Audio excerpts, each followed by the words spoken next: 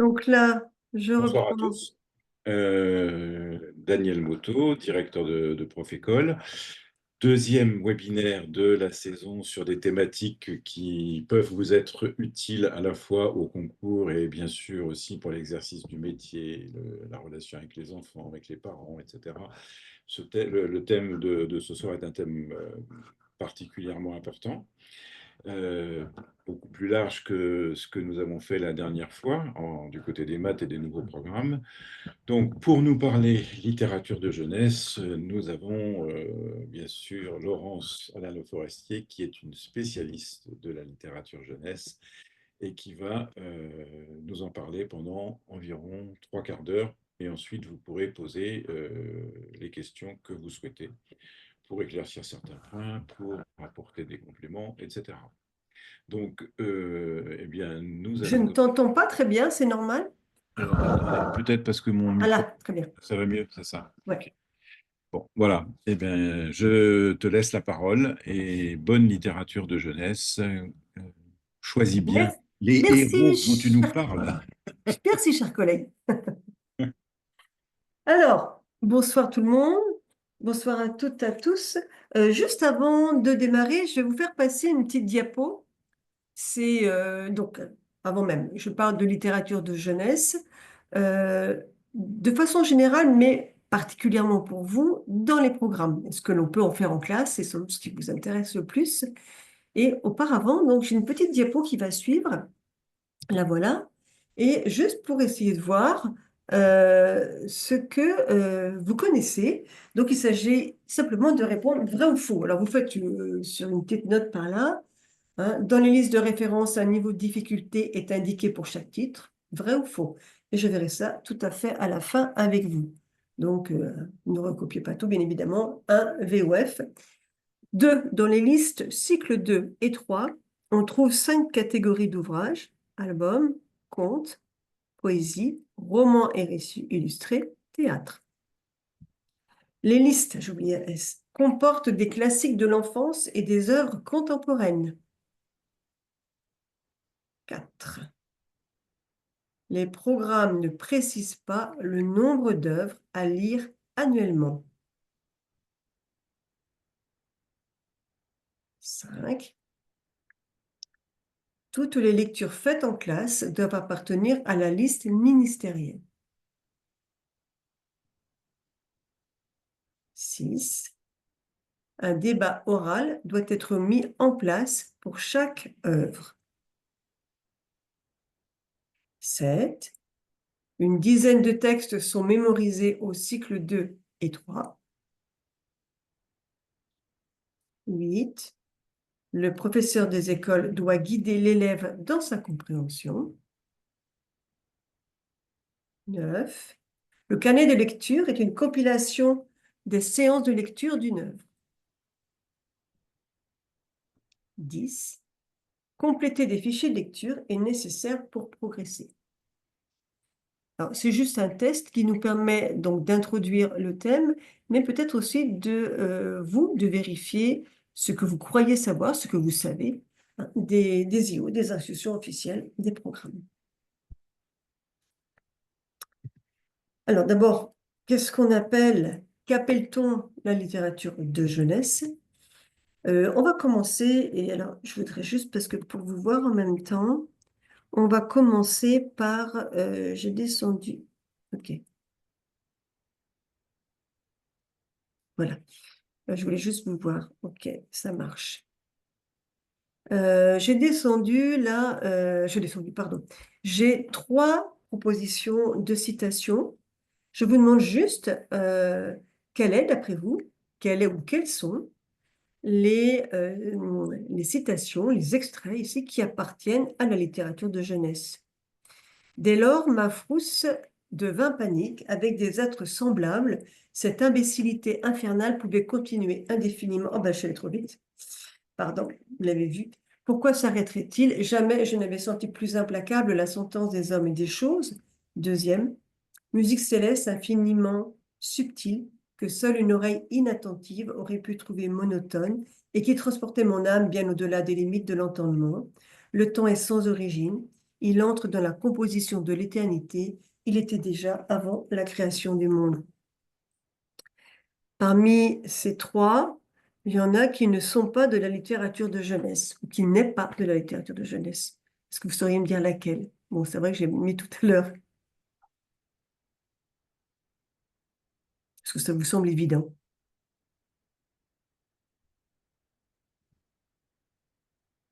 Non? Bonjour. Si je peux me Bonjour permettre Marion, d'intervenir, pour je vous en moi, du prie. coup, la première n'en est pas du tout. Oui, Et je dirais que la troisième peut-être, mais la deuxième me semble quand même assez compliquée. Bon, les mots sont compréhensibles, mais c'est surtout le sens qui est un peu compliqué à comprendre, je dirais, peut-être. d'accord. Donc, enfin, c'est juste un petit test entre nous. Effectivement, Marion, merci. C'est en fait, d'après ce que vous me dites, ce qu'on se dit sans doute, qu'est-ce qui fait que c'est de la littérature de jeunesse? Parce que, d'après ce que vous me dites, les mots sont peut-être compliqués ou s'ils ne le sont pas, c'est l'agencement qu'il y a entre eux et l'accès au sens. Ça pourrait être ça. Alors, vous avez, je suis allée un peu vite tout à l'heure, vous avez son autre connu, il s'agit de Céline. Effectivement, Louis-Ferdinand Céline, Voyage au bout de la nuit, qui n'est pas, on ne peut pas dire, un ouvrage de jeunesse. Les deux derniers sont des ouvrages de jeunesse. Les derniers géants de François Place et le troisième, Tommy Ungerer, Ni oui ni non, qui sont des réponses, donc le jeu Ni oui ni non sans doute, et des réponses que fait Tommy Ungerer à des enfants. Et vous voyez que c'est pas une évidence de savoir à quoi est-ce que ces citations, est-ce qu'elles appartiennent ou pas, pardon, je ne suis pas très claire, à la littérature de jeunesse. Une chose est certaine, c'est qu'on se met d'accord, parce qu'il y a pas mal d'appellations, il y a littérature d'enfance, littérature pour la jeunesse, littérature comment dire, pour les enfants, de jeunesse, de la jeunesse, il y a plein d'appellations, mais en fait, on se met d'accord de façon générale, donc une définition consensuelle, pour dire que c'est soit un texte écrit pour un public jeune, donc destiné à un jeune public, ou voire mais ou édité dans une édition jeunesse. Pourquoi ce cas de figure? Je prends l'exemple de Jack London ou Jules Verne, qui n'a pas toujours écrit pour la jeunesse et qui maintenant est édité en jeunesse. Et c'est pour ça qu'on parle de textes écrits, dans un premier temps, les auteurs qui écrivent à destination de la jeunesse, et d'autres, des éditeurs. Donc des textes qui ne sont pas forcément destinés à une population d'enfants et qui va être édité. Ce qui fait que la littérature de jeunesse, finalement, où vous voyez ici la littérature d'enfance, eh bien, c'est un ensemble de références qui est commun à tous, à nous tous aussi, par exemple, et qui est indépendant du monde de l'école. Et c'est ça qui est drôlement intéressant. Parce que c'est quoi la littérature de jeunesse? C'est deux choses assez importantes qui sont quelque chose que l'on va transmettre oralement, par exemple des histoires que l'on transmet de bouche à oreille, pardon, dans les familles, par exemple les berceuses qui sont chantées, des chansons qu'on se connaît quand on était enfant, que notre mère, notre père ou les grands-parents pouvaient chanter, des formulettes, des comptines. Dans les cours de récréation, surtout dans les cours de récréation, vous savez, quand on joue pour savoir qui va être dans mon équipe, ou pomme de renette, pomme d'api, bon, je pense on ne doit plus trop chanter ça, mais ou ces fameux jeux de main, eh bien, ce sont des choses destinées, ce sont des situations orales destinées ou à un public d'enfants créé quelquefois par un public d'enfants. Et l'autre chose, ça englobe donc tout ce qui relève de l'écrit, c'est-à-dire que nous tous, je parle de la France, le monde occidental, mais particulièrement en France. Tous les enfants que nous avons été ont fréquenté des livres, on nous a lu des livres. Donc, alors on a grandi, mais on a gardé en tête. Je pourrais vous parler de la comtesse de Ségur, même si vous ne l'avez pas lu, ou même si vous ne vous en souvenez pas, si vous l'avez lu, le nom vous dit quelque chose. C'est tout ça, la littérature de jeunesse. Alors, de quoi il s'agit particulièrement? Qu'est-ce qu'on entend? Quel corpus, quelles œuvres appartiennent? Alors, il y a des contes. Il y a des contes. Alors, les contes, je vous ai mis les contes qu'on appelle classiques, si on peut dire, des contes merveilleux pour cela, mais pas tous. Dans l'ordre, d'ailleurs, ça serait Perrault, le premier. Perrault et les frères Grimm, à quelques centaines d'années près. Tous les deux, pas tous les trois, les frères et Charles Perrault, sont ce qu'on appelle des collecteurs, c'est-à-dire que des histoires qui sont transmises oralement, ils vont les mettre par écrit. Et quand on met quelque chose par écrit, c'est figé, ça ne bouge plus. On va avoir par exemple les deux versions, le petit chaperon rouge de Perrault et le petit chaperon rouge de Grimm. Le petit chaperon rouge de Perrault, ça se finit pas très bien. Grimm, et il y a les bûcherons qui vont sauver donc, le petit chaperon rouge en ouvrant le ventre du loup. Et puis on a un troisième auteur de contes qui est Andersen, qui lui, en revanche, n'est pas un collecteur. Lui, il invente les contes. Et ça, c'est des choses qui sont donc des classiques, hein, et qui appartiennent au patrimoine d'ailleurs. Et puis on a d'autres types de contes. Des contes, par exemple, comme Roule Galette, qui est effectivement également donc, qui appartient au patrimoine, mais qui est traditionnel, tout comme la plus mignonne des petites souris, qui n'est pas forcément, qui peuvent être aussi de transmission orale, mais qui n'est pas forcément un conte merveilleux. Il y a plusieurs types de contes. L'anniversaire de Monsieur Guillon, de Anaïs Vogelade, qui est donc plus récent, contemporain, ainsi que de La Petite Taupe qui voulait savoir qui lui avait fait sur la tête, qui sont des ouvrages de contes, donc pour les enfants. Il y a plusieurs types de contes. On va trouver des contes merveilleux, des contes étiologiques, des contes traditionnels, des contes étiologiques, je viens de le dire, des contes en randonnée, des contes plutôt philosophiques. Voilà, il y a plusieurs types de contes. Et puis, une autre catégorie, ce sont les documentaires. Alors, les documentaires, ils sont adressés à des jeunes enfants. Donc, évidemment, le lexique, on parlait tout à l'heure avec Marion de lexique. Le lexique, évidemment, et la structure va être adaptée. Si je dois expliquer à des enfants, selon l'âge auquel je m'adresse, eh bien, évidemment, je ne vais pas employer la même structure ni les mêmes mots. On va retrouver également des imagiers, des abécédaires. Comme leur nom l'indique, abécédaire, c'est rentrer dans l'alphabet. C'était une pratique très courante, surtout pour les filles, dans l'aristocratie, hein. On rentrait de cette façon-là dans l'alphabet. C'était quelque chose qui était brodé. Et puis les imagiers, ce sont des images par thème en général. Ça peut être l'imagier de la vie courante, l'imagier de l'école, ce genre de choses. Et puis là, on va, vous voyez, complètement sur la droite, l'anti-abécédaire, sans le A, de Escoffier et puis de Di Giacomo. On va commencer à jouer, je vais en parler tout à l'heure, hein, d'autres types d'abécédaires de cette façon-là, ou d'imagier. On va jouer avec le genre. On va commencer à s'éloigner un peu du classique. Une autre catégorie également, laquelle donc on retrouve dans la littérature, ce sont les fables. Il y a plusieurs catégories là. Les fables, la poésie, le théâtre. Il y en a trois, hein. On retrouve les fables, vous aurez reconnu, je n'ai juste mis que l'illustration, c'est le corbeau et le renard. On voit que l'illustration est contemporaine. D'autres fables, par exemple, d'autres poésies, poèmes des villes, ou alors les gosses de Nathan également, et puis la promenade de Flaubert, plutôt poétique, plutôt texte poétique. Donc on va retrouver tout ça, vous voyez qu'on retrouve ces catégories-là, qu'on retrouve chez les adultes en littérature générale, mais également pour les enfants. La BD. La BD qui plaît beaucoup. Alors, je ne parle pas des mangas, qui effectivement pourraient être intéressants, mais qui relèvent d'un autre patrimoine et qui plaît beaucoup depuis quand même pas mal d'années. Sachant, je crois que la France est un des premiers grands pays lecteurs de mangas.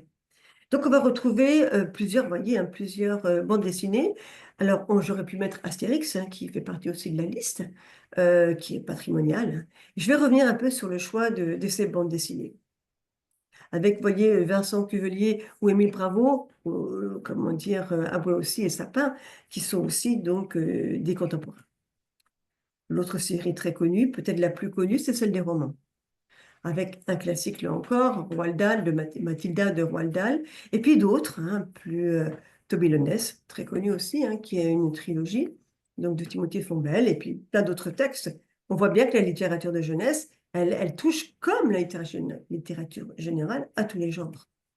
Les albums, mais ça c'est typique, et c'est extrêmement intéressant, je vais en dire deux mots tout à l'heure, typique de la littérature de jeunesse. Que l'on pense réserver à des enfants les images, hein, les albums, on va trouver des albums sans texte et des albums avec texte. Et pendant très longtemps, on a cru que c'était réservé aux enfants. Alors oui, il y a des textes, des albums plutôt qu'on va lire à des jeunes enfants ou qu'eux-mêmes vont découvrir, mais il existe de plus en plus des albums réservés, pas réservés, mais destinés aux adultes, par la complexité de l'illustration. Donc là, par exemple, que ce soit les 4 textes, Babar quand même classiques, Le voyage d'Oregon, et Maudit soit la guerre de Lynx et puis L'horizon bleu, Copiatech, qui sont assez récents également. Et puis aussi, on a ce qu'on appelle les pop-up, ça c'est assez récent aussi. Donc c'est un ouvrage, vous connaissez le principe, on ouvre le livre et surgit, d'où la notion pop-up, surgit qui sont aussi, qui appartiennent à la littérature. Alors, il y a quelquefois des textes à lire, là vous voyez, il n'y en a pas, mais ça relève d'un objet. Le livre reste quand même un objet. Alors, est-ce que tout ça, c'est de la littérature? Parce que j'ai commencé par vous poser la question du choix des citations, enfin des extraits. Est-ce que c'était plutôt jeunesse ou pas? Est-ce que tout ce que je viens de montrer, les corpus, les œuvres, est-ce qu'elles appartiennent? Est-ce qu'elles sont, entre guillemets, littéraires? Ce que l'on dit du littéraire, que ce soit Umberto Eco ou avant de l'entrée dans le littéraire, le statut d'un texte littéraire, ça nécessite une collaboration du lecteur. C'est-à-dire que là, pour la jeunesse, pour répondre à la question, la littérature de jeunesse est composée de textes qui sont littéraires et d'autres moins, tout comme la littérature générale. Dans la littérature générale, on va trouver des textes qui sont peut-être, entre guillemets, dignes d'un Goncourt, et quand je dis digne, n'importe quel texte voilà, qui a fait ses preuves, et d'autres qui sont moins littéraires, en général, tout comme en jeunesse. En revanche, ce que l'on peut dire avec certitude, c'est que ce n'est pas parce que le texte appartient à la littérature de jeunesse qu'il n'est pas littéraire. Absolument pas. Et je vous mets en citation tirée donc, des documents d'application qui datent de 2002, donc quand même une bonne vingtaine d'années, au moment où la littérature de jeunesse est entrée, entre guillemets, officiellement, du moins dans les programmes, elle était déjà pratiquée bien sûr, dans les programmes à l'école. Et ce que dit donc en préambule ce document d'application, la littérature adressée à l'enfance ne s'est jamais située en dehors de la littérature que lisent les adultes. Donc on voit bien que cette notion de frontière, alors il y en a peut-être une, mais quand même, elle est un peu peureuse. On voit bien que ça passe de l'un à l'autre. En fait, un texte, je l'ai dit tout à l'heure en termes de littérature, n'existe que dans la visée de son lecteur. Il y a bien quelqu'un, il y a bien une instance, un auteur, et qui s'adresse de façon volontaire, oui, quelquefois non, mais avec une intention. Souvent, les auteurs de jeunesse ne disent pas j'écris, alors peut-être, je pense à Jeanne HB, peut-être avec pour les tout petits, mais beaucoup d'auteurs de jeunesse disent je ne pense pas au public jeunesse particulièrement, j'écris parce que je m'adresse à tout le monde, que ce soit des adultes d'ailleurs qui se retrouvent dans les livres de jeunesse. Donc les stratégies d'un écrivain et du lecteur en tous les cas sont fondées, le lecteur, le texte, va faire en sorte qu'il s'attend à ce que son lecteur puisse deviner, comprendre le texte. C'est quand même un peu le but. La grande différence que l'on peut dire avec la littérature générale, c'est que le jeune lecteur, évidemment, n'a pas les mêmes compétences que le lecteur adulte. Alors déjà, par exemple, sur les compétences linguistiques, tout simplement, linguistique, c'est déjà la capacité à déchiffrer. Or, on rentre en littérature de jeunesse dès le plus jeune âge. On sait qu'on va lire des histoires au bébé, donc il n'y a pas cette notion de déchiffrer le texte. Tout ce qui relève des conventions stylistiques, rhétoriques, toutes ces figures de style que l'on va trouver, ça, qu'on trouve dans les textes de jeunesse. Ce sont des compétences comment dire, linguistiques. Le lexique, par exemple, peut être très spécialisé. Je pense à Zola je sais pas, dans Germinal ou dans certains textes où Zola, beaucoup, va fortement décrire dans ce roman réaliste, va fortement décrire, quand je dis fortement, va décrire avec précision un magasin, par exemple, ou un atelier. Eh bien, avec un lexique spécialisé, on aura moins ça en littérature de jeunesse. On aura peut-être aussi moins, en compétences linguistiques, de phrases très longues, pour des raisons de mémoire, certes, mais aussi de compréhension. L'autre chose aussi que l'on retrouve, qui sont moindres forcément chez l'enfant lecteur, ce sont les compétences cognitives, c'est-à-dire ce que moi j'apprends, je connais, mais on sait que la cognition, c'est faire aussi un lien avec ce qui m'est connu. Pas forcément, par exemple, imaginons-nous, moi je lis un document sur l'Australie. Je ne suis jamais allée en Australie. Pour autant, je peux comprendre le texte. Mais parce que je vais combler certaines lacunes parce que j'ai déjà d'autres connaissances. Mais il y a des connaissances pour nos élèves, qui sont donc des jeunes lecteurs, difficiles, telles que par exemple le monde du travail. C'est quelque chose, même s'il voit ses parents partir au travail, sauf peut-être dans des cas particuliers où on voit son père, je sais pas moi, faire le pain, quelque chose comme ça, son père ou sa mère, eh bien, néanmoins, il y a des thèmes qui sont assez éloignés pour l'élève. Je pensais donc au monde du travail, à l'érotisme aussi. C'est quelque chose qui n'est pas encore dans la sphère. Je parle vraiment de la littérature de jeunesse pour l'école plutôt primaire, collège aussi, et quoique, hein, collège, lycée, là, c'est encore une autre histoire. Et puis tout ce qui relève des compétences culturelles, c'est-à-dire qu'il y a comme des attendus. Si je lis un polar, un policier, si vous lisez un policier, vous vous attendez à trouver un délit, un détective, quelque chose comme ça.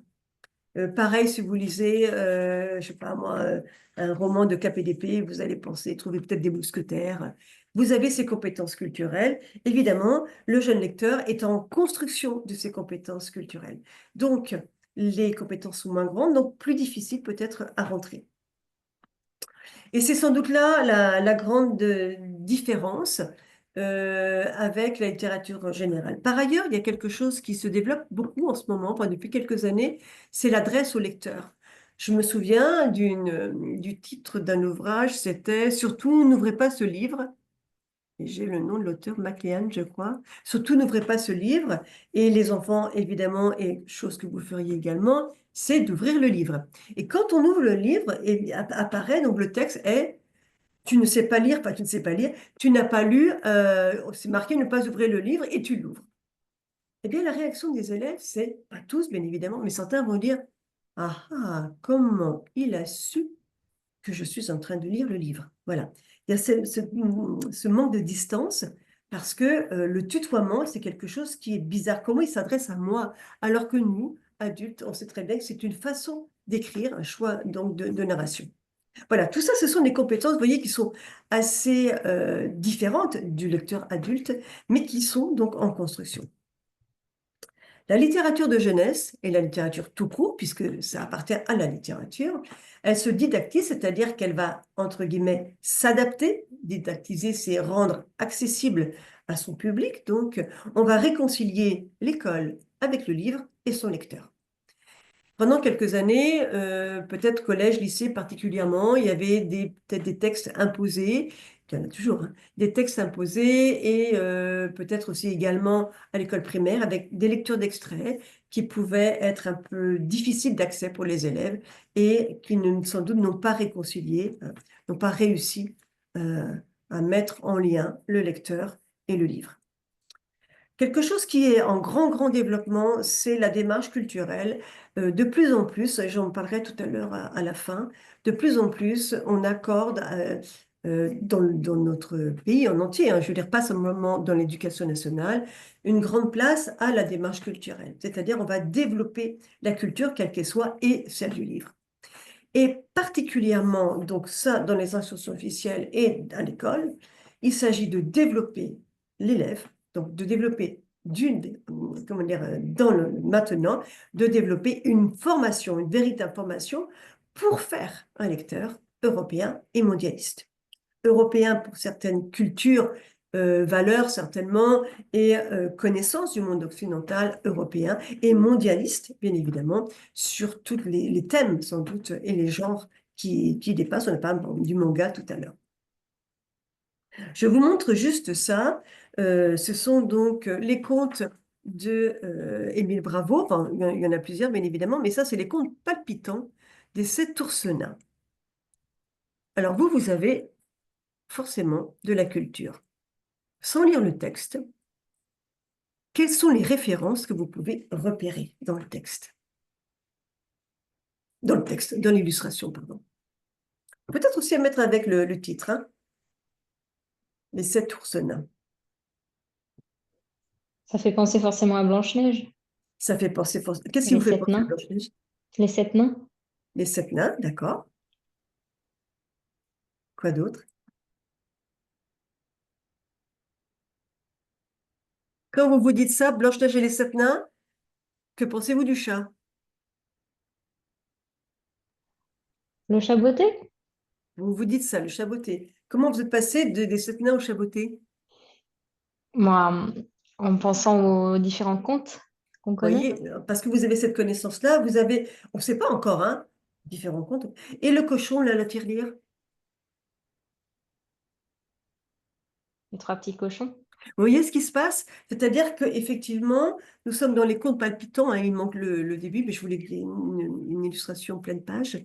Effectivement, on voit, je pourrais même rajouter la grenouille, on voit qu'on est dans un univers de contes. Et à partir du moment où nous, lecteurs, on n'a pas encore lu le texte, mais rien que dans l'illustration, on rentre dans ce domaine-là, on voit bien, alors, on voit qu'il y a de la parodie avec, si c'est Blanche-Neige ou une personne qui y ressemblerait. On voit les ours qui sont nains, effectivement. On voit aussi des petites souris. Ça nous fait penser à Jean-Paul Pénard, qui utilise beaucoup les petites souris, comment dire, en paratexte. Et puis, bah, ce que l'on veut après sur de la tirelire, le chaboté. Bon, vous remarquerez quand même en anachronisme la télévision, qui n'est pas du tout de l'époque des contes. Pas des contes de Perrault, entre autres. Alors, cette littérature de jeunesse, en quoi elle est importante, fondamentale en ce qui me concerne, oui, et qu'est-ce qu'elle apporte en fait? C'est quoi les enjeux? Alors, les enjeux, c'est qu'est-ce que les enjeux? Si je parlais français, construire une culture littéraire, vous l'aurez compris, c'est ce que vous venez de faire. Vous avez cette culture littéraire qui vous permettra de rentrer plus facilement dans le texte et sans doute d'accéder plus facilement à la compréhension. Se familiariser avec le livre, c'est ce qu'on fait dès l'école maternelle, hein, c'est-à-dire la notion d'auteur, d'éditeur, de première de couverture, ce genre de choses. Comprendre un texte, c'est quand même mieux. Construire, développer l'imaginaire, c'est quelque chose d'extrêmement important. L'imaginaire, en sciences par exemple, il ne peut pas y avoir de science, d'évolution de sciences sans imaginaire. La pensée critique, comprendre et être critique sur ce qui se passe. Enrichir son vocabulaire, oui. Ses compétences langagières, on en a dit deux mots tout à l'heure sur les compétences linguistiques. Transmettre, ou si ce n'est pas transmettre, il y existe une transmission de valeurs et d'une culture commune, puisque tous les textes dont nous parlons sont issus du monde occidental, et c'est cette culture que nous partageons.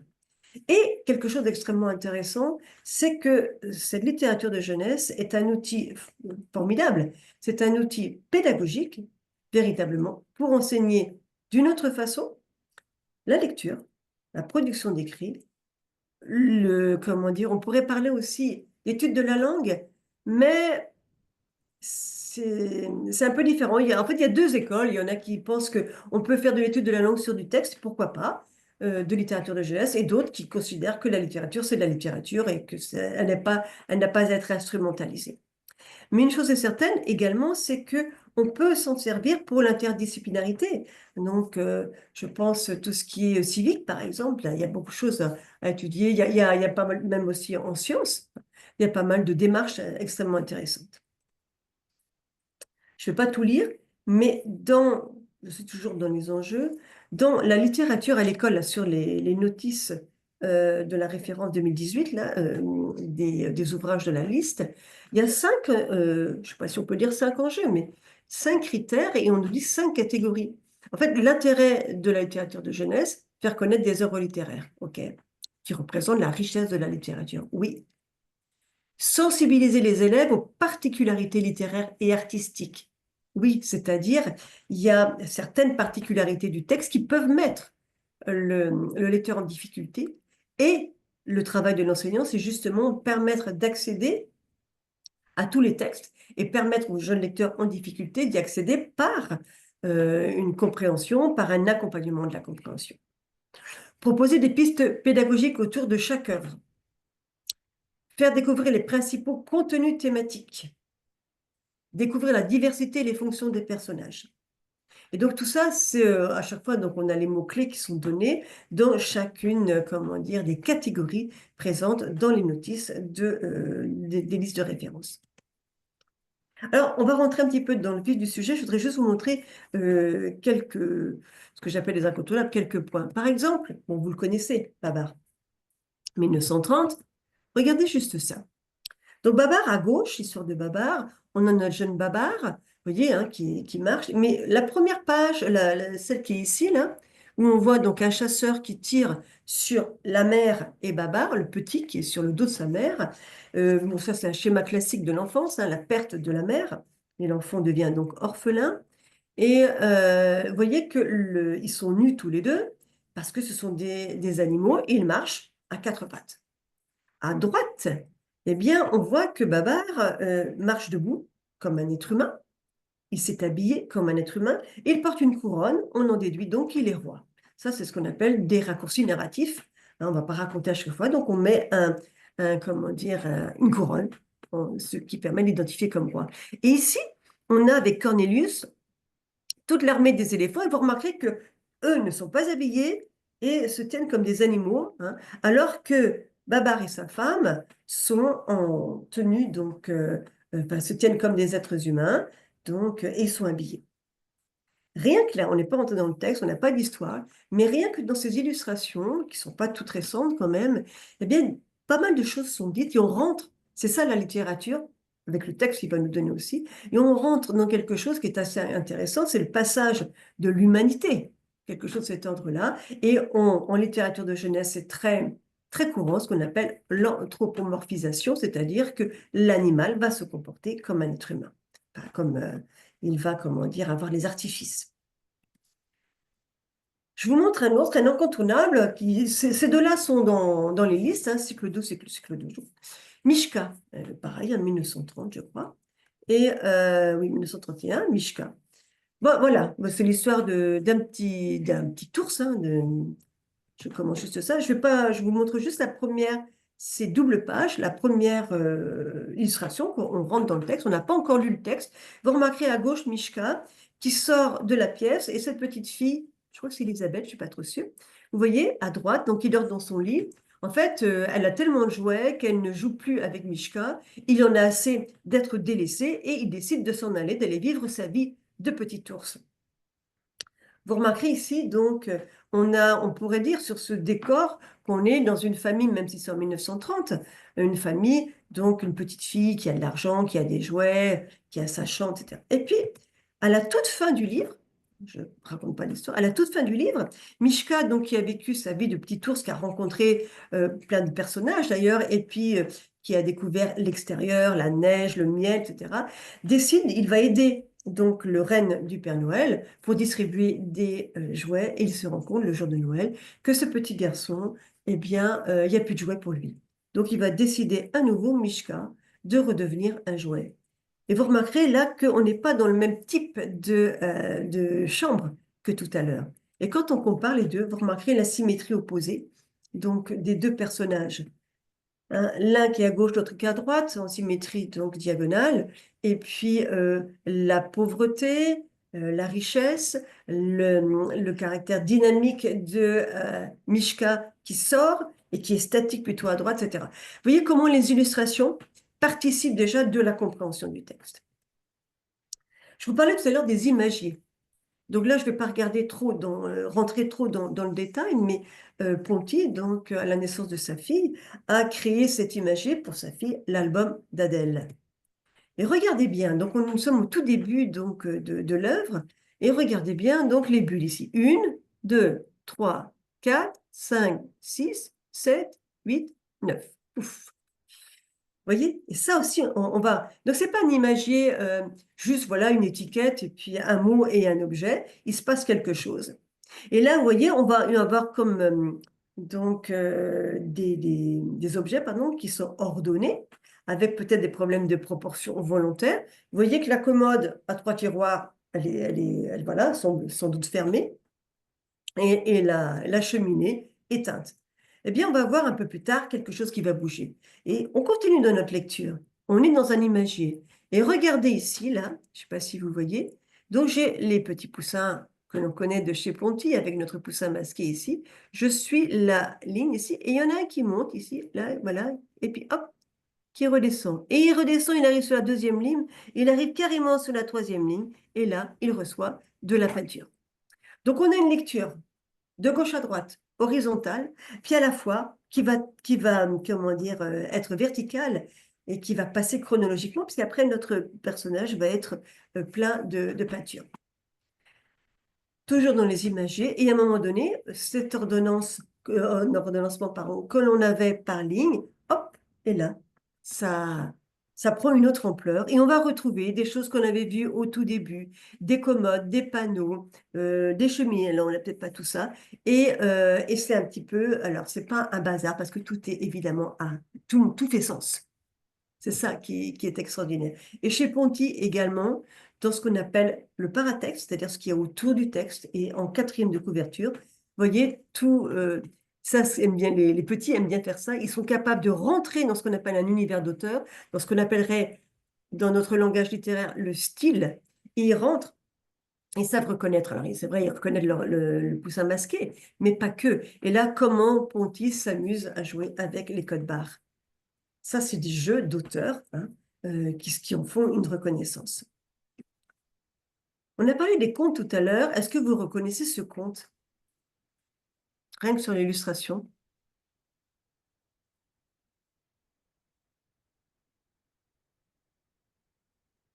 Quelqu'un qui remet les clés à sa jeune femme? Non? Hop là, je suis partie trop loin. Non, je suis là. Il s'agit de Barbe Bleue. Il s'agit de Barbe Bleue. On peut vous rappeler que Barbe Bleue, donc, qui tue ses femmes, s'en va là en voyage et donne les clés. Vous voyez, il montre bien. Donc ici, c'est illustré par Jean Clavry, c'est toujours de Perrault, et donne les clés à sa femme, parce qu'ils sont en voyage, évidemment, en lui interdisant de rentrer dans la petite pièce avec cette clé. Alors regardez juste ça. Ça, c'est un moment, ce moment-là, très souvent, alors c'est pas Jean Clavry qui a écrit le texte, il fait juste l'illustrer, ce qu'on appellerait un récit illustré. Mais ce qu'il illustre, on peut dire que les illustrateurs, ils font figure de deux mouvements, de lecteurs, ils ont lu le texte, et de création, puisqu'ils offrent aussi leur interprétation. Et là, on voit que le personnage, assez angulaire d'ailleurs, hein, donne la clé à sa jeune femme, bon, comment dire qu'il n'est pas très formé pour une jeune femme qui vient de se marier et qui a l'air un peu dubitative. Deuxième exemple, toujours de Barbe Bleue, cette fois illustrée par Thierry de Dieu. Et là, regardez, voici, il ressemble plutôt à un ogre, notre Barbe Bleue, tend les clés à son épouse, vous voyez qu'il n'est pas tout à fait dans la même configuration que tout à l'heure, mais comme s'il ne la regardait pas, enfin, il ne la regarde pas, je te tends les clés, je ne veux pas savoir ce que tu vas en faire. Donc, on a l'illustration ici d'un moment clé de l'histoire, et vous voyez ce que ça nous donne à lire. Et là, je ne suis toujours pas rentrée dans le texte. Et nous sommes toujours, néanmoins, dans la littérature de jeunesse. Là, on va faire les deux. La bande dessinée. Alors là, on a effectivement donc des vignettes. Entre chaque vignette, on a une petite bande blanche qu'on appelle une gouttière.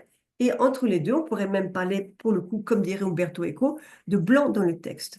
Première vignette. C'est heureux que j'y vois encore assez pour ne pas rater une marche. Vous voyez comme moi, ce que visiblement ne voit pas le capitaine Haddock, qu'il n'y a rien en haut de la passerelle. Halte, capitaine, pas là, ici, l'autre passerelle. Et puis, troisième vignette, et après ça, on regardera ce que vous avez sous la paupière, et on voit bien que le capitaine Haddock est en train d'être rafistolé par l'hôtesse de l'air. Vous avez comblé les blancs. Vous avez forcément fait un lien entre ce qui s'est passé là et là. Or, le texte ne dit pas qu'il est tombé. Et là, on est vraiment dans une lecture implicite, et la bande dessinée, pour ça, nous offre cette capacité à faire de la lecture implicite. Et les enfants, très étonnamment, savent lire particulièrement les bandes dessinées, alors que c'est rare qu'il y ait un apprentissage de la bande dessinée. Alors, en classe, qu'est-ce qu'on fait avec tout ça? C'est comme ça qui vous intéresse, je crois. Plusieurs types de choses à faire. Les lectures en réseau, je vais en dire deux mots. Les lectures en réseau, c'est mettre des ouvrages ensemble. Lire une œuvre intégrale, du début jusqu'à la fin. Ça n'est pas pareil que de lire des extraits.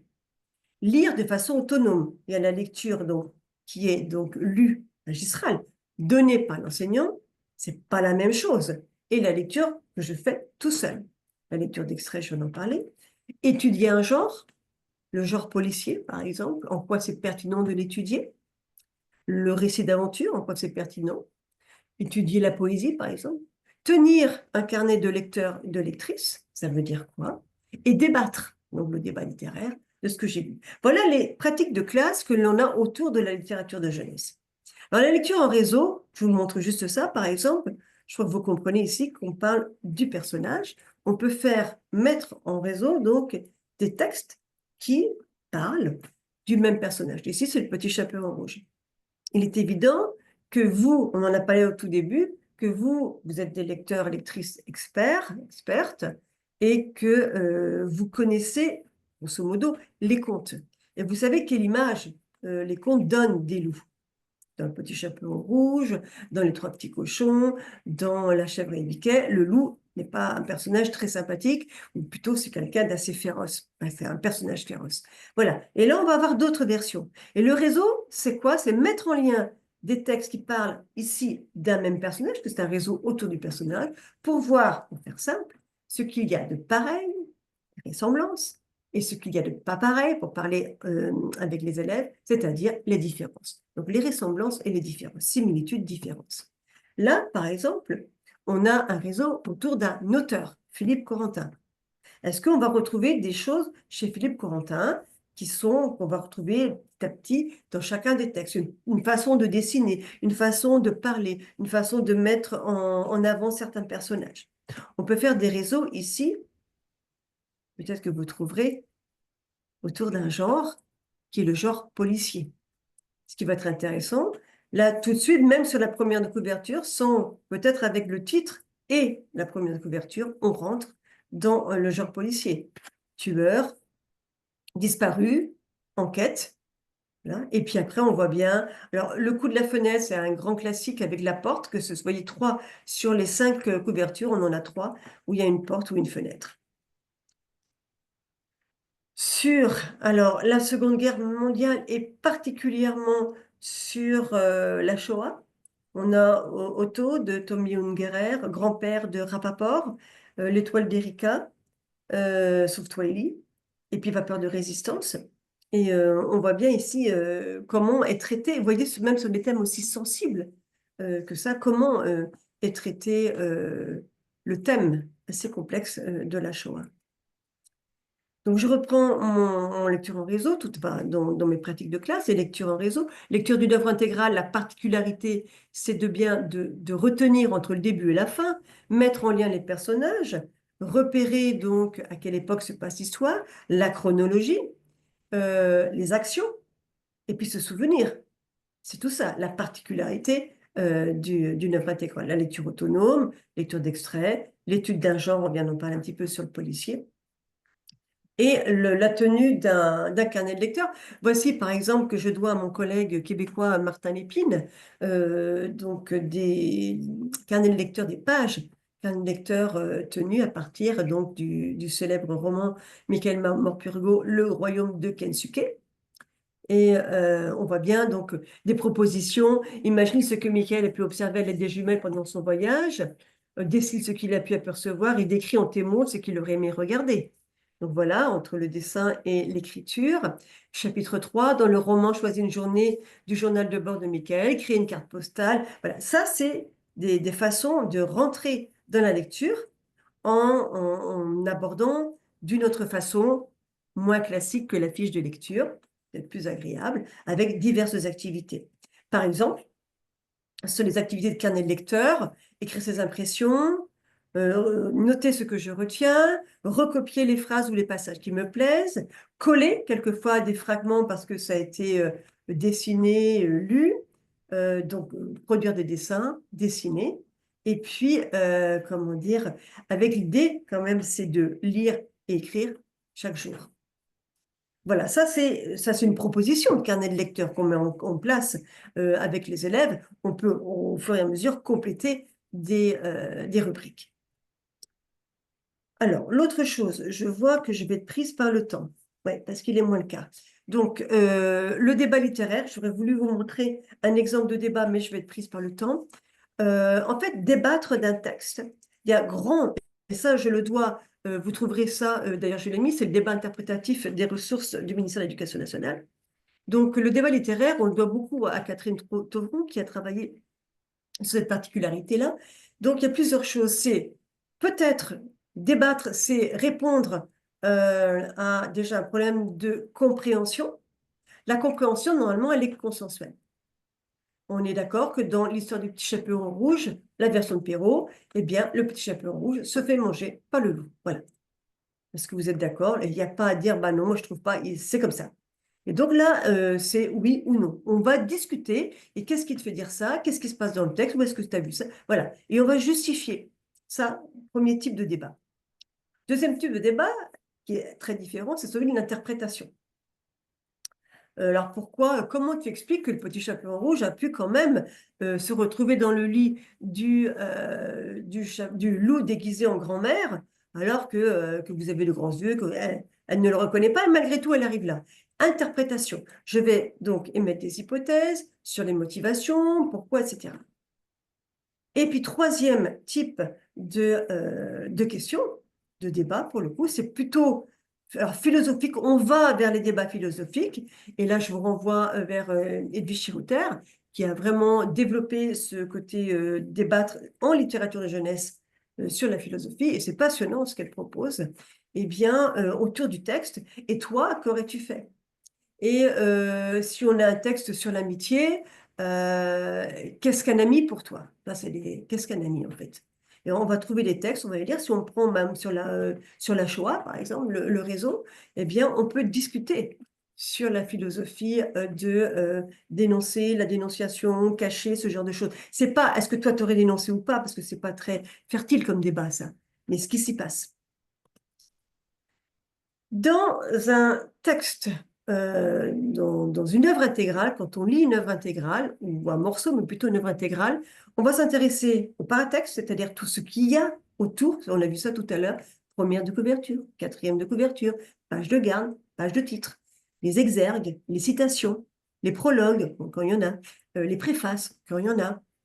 Ce genre de choses ne sont pas le texte écrit par l'auteur. Enfin, si, ça peut être ça, mais je veux dire, c'est pas encore, on n'est pas encore entré en lecture de notre roman, par exemple, et il se passe quelque chose. On va s'intéresser également au procédé littéraire. Comment c'est écrit? Est-ce que c'est un narrateur en jeu, en tu? Et on va tomber sur la construction du récit. Je prends le chat assassin de Anne Fine. Eh bien, c'est le chat sous forme d'un journal. Il raconte sa vie, effectivement. Pareil pour une autobiographie d'un ours en peluche de Ungerer. On est bien d'accord qu'un chat et un ours n'écrivent pas et ne parlent pas. Enfin, du moins notre langage. Et pourtant, on va rentrer dans l'histoire. La notion de personnage principal, la notion de personnage secondaire, le cadre spatio-temporel, où ça se passe. Par exemple, la Shoah, quelquefois, je prends l'étoile d'Erika, c'est pas forcément, nous sommes en 1942, c'est pas forcément ça, c'est toute l'histoire qu'on rentre, et pourtant, on va tout de suite la dater. Pourquoi? Grâce à quoi? C'est ça. On peut aussi étudier les types de textes. Est-ce que là, à un moment donné, on a une description? Là, on a plutôt un dialogue. Les relations texte-image, on en a beaucoup parlé aussi. Et puis, ce qu'on appelle la mise en réseau, l'intertextualité, comment les ouvrages résonnent entre eux, quels liens ils font. C'est ça, l'intertextualité. Je vais juste vous montrer quelque chose sur le paratexte. Voici un ouvrage donc de Frédéric Bertrand qui s'appelle Garder la culotte. Vous remarquerez sur la première de couverture, on a à peine le titre. Et puis on a complètement en bas à droite, comme une petite, comme si c'était sur un mur. On ouvre, le livre et on est sur ce qu'on appelle les pages de garde. Comme son nom l'indique, les pages de garde, et ça va garder ce qui est au milieu, les pages immobiles.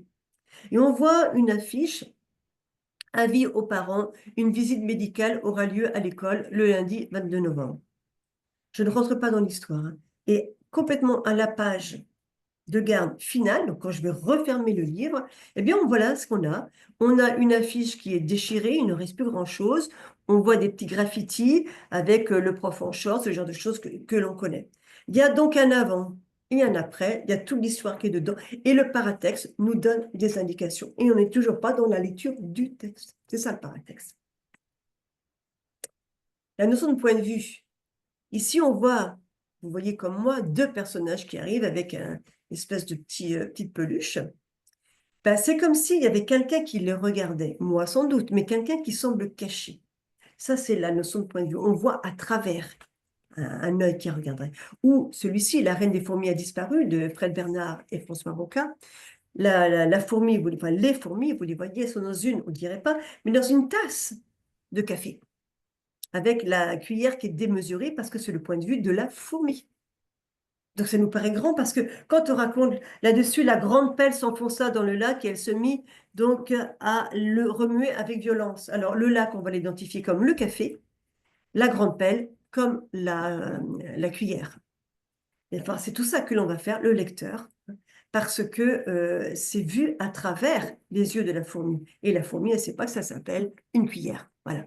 C'est ça qui est intéressant dans la notion de point de vue. Je vous montre ça là aussi, les exemples de Anthony Brown. Anthony Brown, Histoire à 4 voix. Vous remarquerez donc on a plusieurs voix ici, et on a derrière ici à gauche sans doute les 4 saisons, 4 voix, 4 saisons. L'automne, ici l'hiver, et ici on arrive entre le printemps et l'été. Vous remarquerez ici le lien donc, du personnage qui est en train de lire. Ici, on voit une référence à le cri d'Edouard Munch, ou Munch, je ne sais pas comment on dit, qu'on retrouve ici dans Les Arbres. Et là, on voit aussi des références aux personnages que l'on retrouve ici, les 2 chiens. Là, ici, les 2 chiens. Là aussi, les 2 chiens. Peut-être même ici, quelque chose aussi. Donc, il y a plein de choses que le texte nous dit et les images nous disent. On est dans cette relation, interrelation texte-image. Alors, où est-ce que je peux trouver des livres? Qu'est-ce qu'on m'offre à lire? Quelle est l'offre que l'on retrouve donc un peu partout? Quel est le statut et la place de la littérature dans la société actuelle et dans le champ scolaire? Eh bien, il est un peu partout et fort heureusement. Les éditeurs jeunesse particulièrement, donc ils vont par exemple segmenter leur collection. C'est pour ça qu'on a plusieurs collections, même dans l'école des loisirs, admettons. La collection Medium, par exemple, afin de faciliter le rapport du lecteur au livre, lecteur ou acheteur. Parce que la littérature de jeunesse a cette particularité-là, qu'elle n'est pas écrite par des enfants, et pourtant elle est destinée à des enfants, et rarement achetée par des enfants. Donc le client, qui est l'acheteur, doit pouvoir trouver la réponse à quel âge s'adresse ce titre, même si ce n'est pas un bon indicateur, parce que quelquefois il y a des âges qui sont donnés à titre indicatif qui ne sont pas forcément ceux à qui ou à quoi correspond le livre, pardon. Quel est le sujet? Il faut que ce soit repérable, et quels sont les thèmes qu'il aborde, d'où la 4e de couverture que choisit l'éditeur. Il y a une évolution particulière ces dernières années, ces 20 dernières années, je dirais. Les thèmes, on va trouver des thèmes de plus en plus peut-être difficiles, du moins qui n'existaient pas en littérature de jeunesse, le chômage, la mort, la différence, encore plus par exemple sur le rôle ou la place, la notion de genre et de transgenre, particulièrement dans les jeunes adultes et la lecture lycéenne, mais c'est la notion de genre qui est extrêmement développée et très intéressante en ce moment. L'exclusion, la sexualité, le droit à l'image et le regard que l'on porte sur l'image, les albums pour la toute petite enfance en pleine évolution également, augmentation des lieux, on va retrouver dans les librairies, dans les médiathèques publiques, dans les BCD ou les CDI, des temps de lecture qui sont imposés, je vais en revenir, beaucoup de références artistiques, on vient de le voir tout à l'heure par exemple, et puis le format qui est utilisé. Évidemment, un grand livre qu'on trouve dans les écoles maternelles, par exemple, très grand, va amener une lecture en groupe à plusieurs. Un tout petit livre va amener une lecture plus intime. Donc, le format a son sens. Alors, comment on choisit? Vous, particulièrement, comment vous allez choisir vos ouvrages? Eh bien, selon l'âge, évidemment, de l'élève, selon le niveau de mes élèves également, selon la qualité littéraire et iconographique, c'est-à-dire donc les illustrations, selon les valeurs que je veux développer, travailler avec mes élèves, la diversité des représentations, par exemple dans les réseaux, l'intérêt pour l'élève, les programmes de l'école, ce que le ministère me demande de faire, les listes de référence, les prix aussi, je pense au prix des Incos, par exemple, qui vont m'aider à choisir un ouvrage. Et je terminerai là-dessus sur ces deux diapositives. Ce sont des références aux instructions officielles sur le site Éduscol. Il y a deux grandes catégories. Il y a favoriser l'accès au livre et il y a développer le goût du livre. Favoriser l'accès au livre. on va favoriser de plus en plus de liens entre l'école et les bibliothèques, qu'elles soient publiques ou l'école BCD-CDI. On va aider aussi les enseignants à choisir un livre grâce à des listes de référence. Mais il n'y a pas que les listes de référence. Il y a aussi donc le Centre national de la jeunesse, de la littérature de jeunesse, qui publie gratuitement nos 100 meilleurs titres préférés, classés par âge, genre et suivent l'actualité de la jeunesse. L'association Lire et Faire Lire, vous connaissez, ce sont des personnes retraitées très souvent qui viennent dans les écoles pour lire. L'association Lecture de jeunesse, plutôt spécialisée dans l'adolescence. Les petits champions de la lecture, c'est plutôt donc pour les CM1, CM2 pour lire à voix haute. Et puis le célèbre salon du livre de jeunesse de Montreuil, qui va proposer aussi des sélections. Et puis l'autre chose, c'est développer le goût du livre et de la lecture. Et pour ça, eh bien, il y a plusieurs manifestations. Le printemps des poètes qui va commencer. Des concours de lycéens, alors nous, ça ne concerne pas pour le premier degré, mais prix des incos nous concerne plus. Je rappelle que le prix des incos, ce sont donc, selon le niveau de classe, ce sont des livres que les élèves doivent lire, sont invités à lire et pour lesquels ils vont voter. Le quart d'heure de lecture, qui est instauré dans les classes. Un livre pour les vacances, on va proposer donc au CM un livre pour les vacances. La lecture à voix haute, on a parlé des petits champions. Des concours d'écriture. Tout ça, c'est sur le site d'Eduscol. On voit bien comment la littérature va être, et l'approche culturelle va être vraiment en évolution et développée pour pouvoir permettre aux élèves donc de découvrir tout simplement cette littérature et de rentrer en littérature. J'aurais voulu vous lire, je n'aurai évidemment pas le temps, le texte pour faire avec vous. Et je vais revenir à ma dernière fiche, diapo. Alors, on y va. C'était notre première diapo. Après tout ça, est-ce que votre avis a changé ou pas? Ou est-ce que vous aviez toujours des questionnements? Ou peut-être aviez-vous déjà les bonnes ou mauvaises réponses? Je ne sais pas. Première proposition. Dans les listes de références, un niveau de difficulté est indiqué pour chaque titre. Vrai ou faux? Moi, j'ai mis faux. Il me semble que c'est par cycle. Je suis pas sûre qu'il y ait Oui, niveau de difficulté. il y a des numéros de difficulté, c'est-à-dire que un niveau de difficulté, ça n'est pas rangé par niveau de difficulté, mais un niveau de difficulté est indiqué de 1 à 4 pour le cycle 2, de 1 à 3 pour le cycle 3. Numéro 2. Dans les listes cycle 2 et 3, on trouve 5 catégories d'ouvrages. Vous êtes d'accord avec ça? Vrai, faux? J'ai mis vrai. Les autres aussi? Oui, Ben, il en manque une. Il manque une catégorie dont j'ai parlé tout à l'heure. Ah, qu'est-ce qui peut manquer? Album, conte, poésie, roman, récit, bande dessinée. la BD, la bande dessinée, tout à fait. Il y en a 6, il y a 6 catégories. Les listes comportent des classiques de l'enfance et des œuvres contemporaines. Oui, non? Oui, Oui, tout à fait. On va avoir un mélange. On va retrouver des classiques, on en a parlé par exemple avec les contes Perrault, Andersen, etc. Mais on peut trouver aussi des œuvres, qui sont, je dis des classiques, en fait, je devrais dire des œuvres patrimoniales, sont considérées comme des œuvres patrimoniales. Les œuvres classiques peuvent être contemporaines. C'est par exemple Ponty. On considère que ce sont des œuvres à lire, parce que classique, son sens étymologique, c'est qui est dit d'être en classe. Donc, les classiques peuvent être contemporains et on doit les étudier. Donc, en fait, on a trois grandes catégories dans les listes de référence. On a les patrimoniaux, qui sont des textes qui parlent, qui ont passé le temps, par exemple, hein, des Perrault, etc., ou qui parlent de quelque chose d'important qui a passé le temps. Les ouvrages contemporains qui sont des classiques, des ouvrages à lire importants parce qu'ils disent quelque chose de notre époque, de notre culture. Et puis les autres qui sont contemporains mais qui ne sont pas forcément des classiques. Les programmes numéro 4 ne précisent pas le nombre d'œuvres à lire annuellement. Vrai ou faux?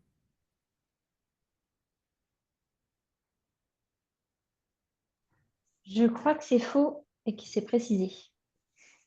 J'entends pas, Marion. Pardon, je disais, je crois que c'est faux, mais que c'est précisé dans le bouquin, enfin, Vous une avez fourchette, raison, quoi. c'est précisé, du moins pour le cycle 2, cycle 3, bien évidemment. Le cycle 2, il y a 5 à 10 ouvrages à lire par an. Donc, à la fin du cycle, 2 ans, donc on a une vingtaine, peut-être 10, entre 10 et 20. Et au cycle 3, ça fait CM1 par an, CPCE2, pardon, ça en fait 30, 15 à 30. Et au cycle 3, CM1, CM2, il y en a 9. 5 en CM1, 4 en CM2 à lire. Donc, c'est effectivement, on demande aux élèves de lire des textes. Enfin, je veux dire, annuellement. Toutes les lectures, numéro 5, faites en classe doivent appartenir à la liste ministérielle. Vrai ou faux? Oui, c'est vrai. Eh bien non. Ah On non, n'est c'est pas faux. obligé d'utiliser la liste.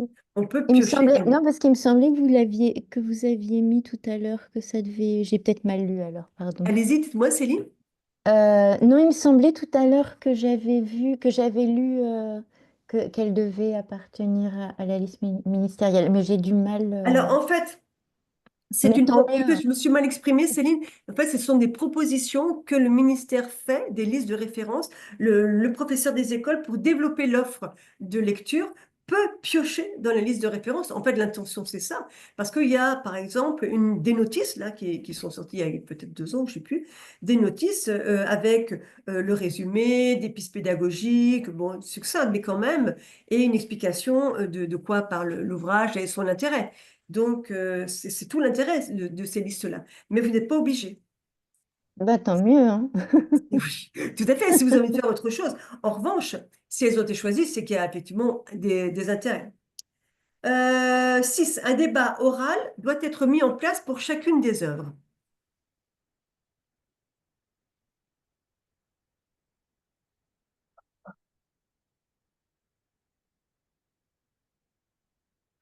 Vrai, faux?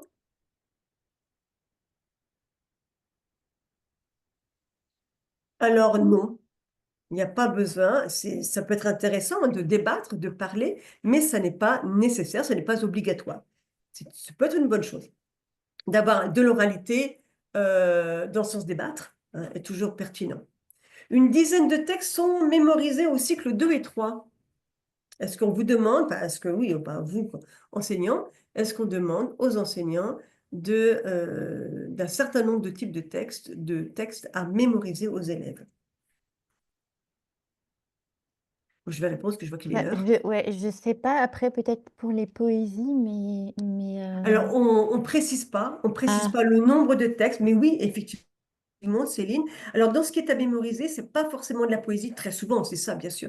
Ça peut être des extraits qu'on trouve pertinents. ok. Le professeur des écoles doit guider l'élève dans sa compréhension. Ben oui, ça Oui. semble évident, ça c'est vrai. Le carnet de lecture est une compilation des séances de lecture d'une œuvre.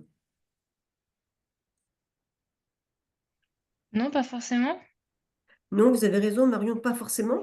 Je dirais même surtout pas, parce que le carnet de lecture, alors, il y a plein de types de carnets de lecture, mais c'est bien une réaction de lecteur et non pas un cahier d'exercice où il y aurait tout ce qu'on a pu faire. En revanche, ça peut être des indications sur un travail sur le personnage à un moment donné, ce genre de choses, effectivement. Ça ne semble pas être une compilation. Et la dernière des propositions, compléter des fichiers de lecture est nécessaire pour progresser. Vrai ou faux pour vous? Je dirais plutôt vrai, parce que ça aide à la compréhension d'un texte, à vraiment rentrer dans le texte de manière approfondie. Oui, les autres sont d'accord? Bah, peut-être c'est pas obligatoire, mais c'est préférable effectivement pour que les élèves puissent aussi avoir une trace peut-être plus concrète de leur lecture. D'accord. En fait, ce qu'on entend par fichier de lecture, c'est un peu péjoratif dans le sens où des fiches toutes faites qui peuvent être très utiles, hein, et puis dans les manuels, il y a des choses, des manuels qui font ça très bien, bien évidemment. Mais l'idée, c'est voilà, tu lis un texte, caricature, hein. Tu lis un texte et tu vas remplir compléter le fichier. Comment s'appelle le personnage, qu'est-ce qu'il a fait, où se passe l'histoire, etc. Qui semblent être effectivement importantes, nécessaires, mais qui peuvent, pour le coup, euh, pas déplaire à l'élève, mais quelque chose de cet ordre-là. C'est-à-dire que Il est important que l'élève puisse avoir une forme, non pas de liberté, mais plusieurs façons d'approcher le texte. Et que ce ne soit pas systématique. Je lis un livre, je remplis un fichier. Peut-être pour vous rappeler, quand vous étiez au collège ou au lycée, je lis un livre, je fais une fiche de lecture. C'est peut-être pas ce qu'on fait de mieux pour développer le goût de la lecture. Qu'il y ait des traces, bien évidemment, mais pas nécessairement des fichiers. Voilà. Est-ce que vous, j'en termine là, je suis désolée, hein, j'ai pris du temps. Merci, Est-ce- merci, oui, Laurence. Oui. 2 minutes pour la parole pour te remercier de ces apports qui me semblent très intéressants pour comprendre ce qu'est la littérature de jeunesse et comment un professeur des écoles va pouvoir utiliser de façon pertinente cet outil pour faire entrer les enfants dans la littérature, ce qui est très important à l'heure actuelle. Donc, on vous propose maintenant 10 petites minutes de questions que vous pouvez poser à Laurence et ensuite on s'arrêtera là. On vous dira bonne soirée à tous et à toutes. Si vous avez des questions, allez-y. Des questions ou des remarques, hein, ce n'est pas obligé que ce soit des questions, hein. Si vous avez un complément à apporter ou quoi que ce soit, n'hésitez pas.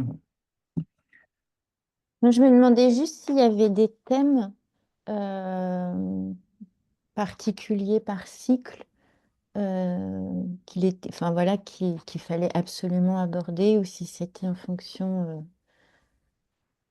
Alors, c'est assez pertinent, votre question est assez pertinente parce que je ne dirais pas que c'est lié au cycle, mais un peu. Par exemple, pour l'école maternelle, c'est sûr qu'on va plutôt, avec les tout petits, hein, mais les PS, les premières années, on va plutôt rester sur un thème connu, c'est-à-dire la famille, l'école, pour aller vers un thème de plus en plus éloigné, mais dans un premier temps, c'est la proximité qui va jouer.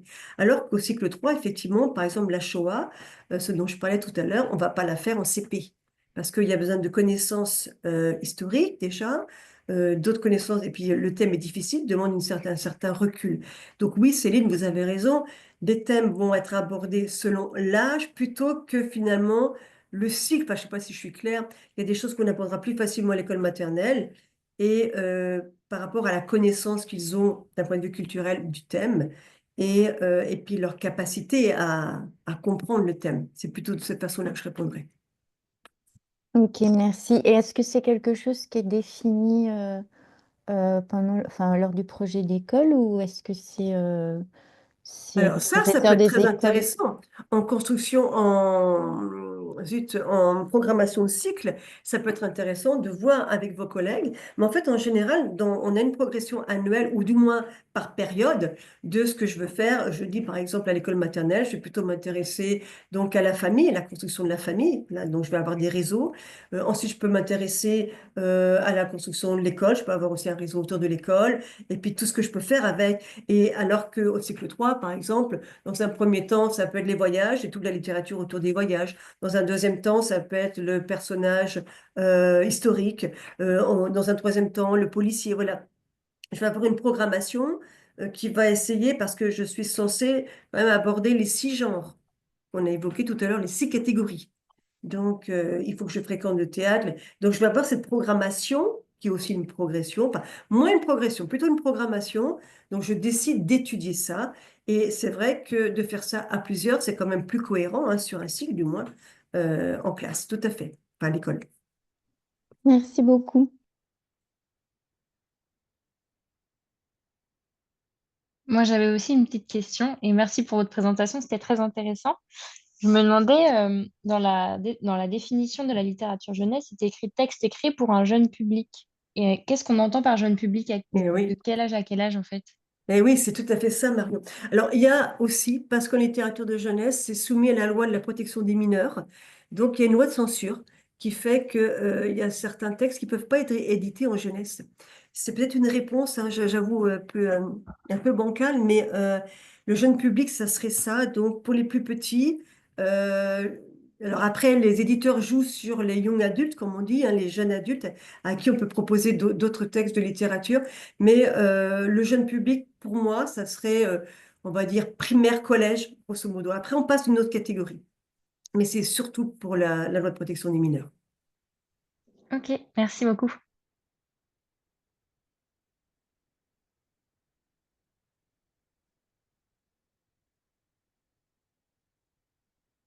Il Il n'y a pas d'autres questions urgentes.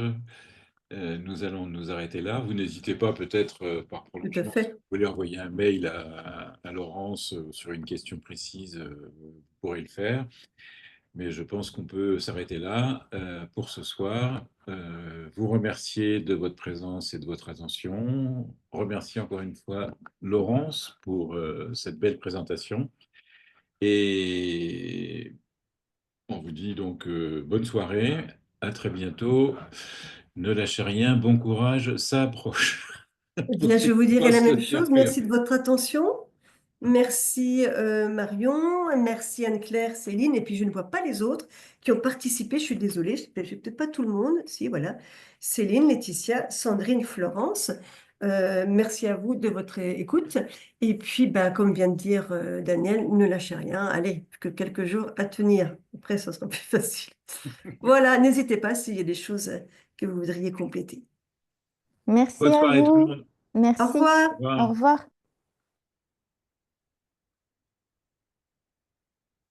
Bien.